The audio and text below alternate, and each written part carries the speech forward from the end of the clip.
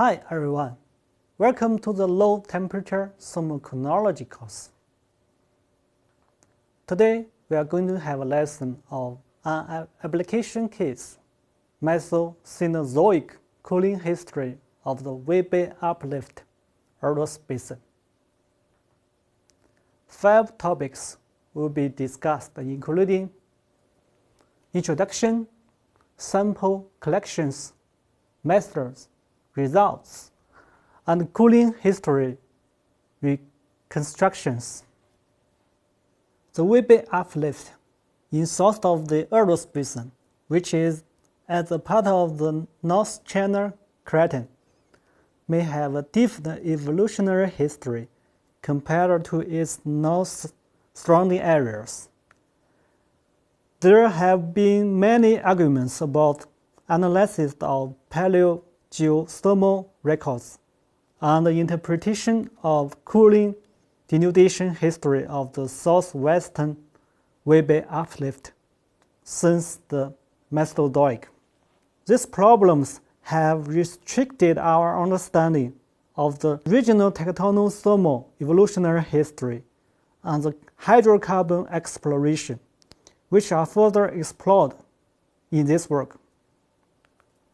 The Qishan area is located in the southwest edge of the Weibei Uplift. It has a stabilized crystalline basement overlain by middle and upper Proterozoic, Cambrian, Ordovician, Carboniferous, Permian, Triassic, and lower Cretaceous strata. The upper Ordovician to lower Permian periods and the upper Cretaceous are missing on unconformities. In this study, the sample of QSF1 was collected for epithet fission tract analysis.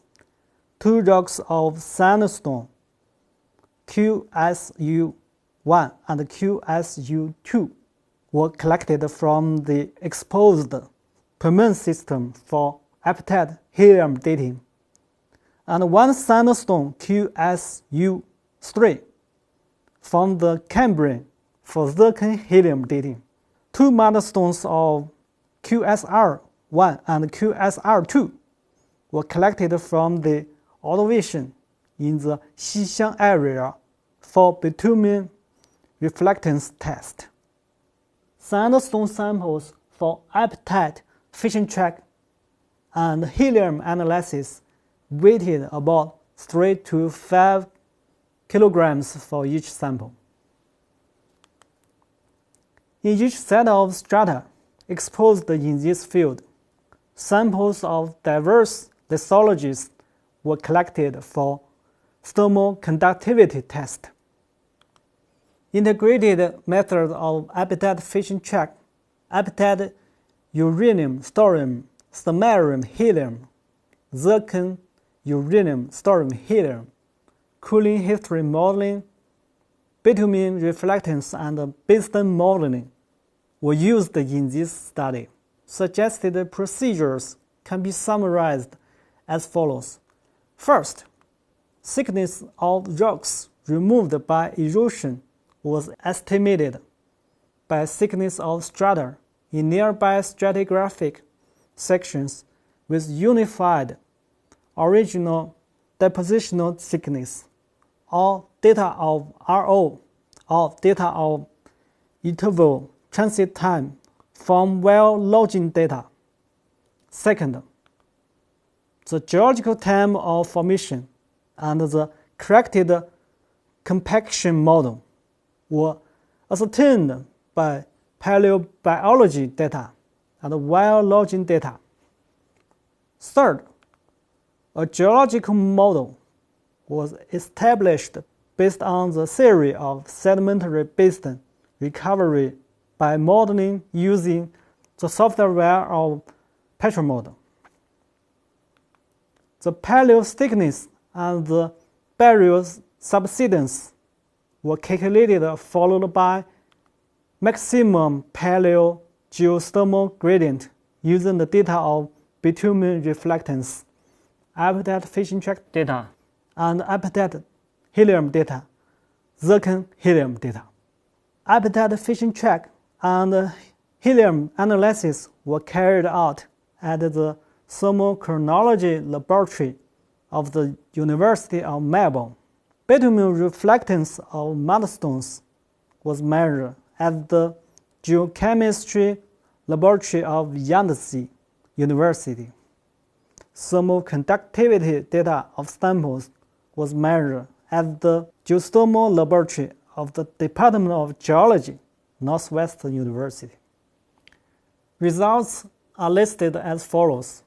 Habitat fission track length data, including apparent length, corrected z-depth, true length, azimuth dip, angle to c-axis, average depth, depth standards, and deviations. Habitat fission track age data, including areas, density of spontaneous tracks, concentration of uranium-238, depth, calculated ages, lengths, and their distributions. Habitat, uranium, thorium, samarium, helium ages. Zircon, uranium, thorium, helium ages. Measured bitumen reflectance of mudstone and calculated Tmax. Thermoconductivity of different lithologies in the Qishan area. Let's move to the fifth topic, cooling history reconstruction of the Weibei Uplift, Ordos Basin. With the above data, the HIPT program was used to recover thermal history of the samples. As these samples belong to different strata and geographically separated from each other, the comparison analysis should be discussed as the left figure. Helium ages and calculated Tmax values were added to the corresponding samples, and the best temperature paths for every sample were compared as the top figure. It can be seen that the Triassic strata, the Permian strata, and the Ordovician strata, where these three samples located, have roughly similar tectonothermal evolutionary history, and all of them have gone through 5 stages of temperature evolution. Differences mainly reflected in the cooling period, amplitude, and rate. Basin modeling is the powerful tool to recover the burial temperature history based on the assumption, parameters, and results above. The burial thermal evolution history of the Qishan area was established as the bottom figure. From the figure, we can see that the tectonothermal evolutionary history of the Qishan area can be summarized as follows. During Triassic, subsidence and burial depths of strata in this region increased rapidly with a rapid increase of paleo temperature. Since late Triassic, all the strata uplifted, from early Cretaceous to early Eocene, in the area where the QSF-1 located. The cooling rate decreases gradually with the continuous uplift. In the area where the sample of the QSC-13 and QSC-11 located, the uplift amplitude was small, and the temperature change was not significant. From early Eocene to late Miocene, all the strata uplifted and cooled with a gradually increasing rate. Since late Miocene at about 8 million years, the Qishan area has a similar uplift rate and cooling rate in the outcropping zones of each set of strata as a whole. From this course, we can see that integration of low temperature, thermochronology, and basin modeling can recover cooling history of tectonic units of sedimentary basins. That's all for this lesson. Bye-bye.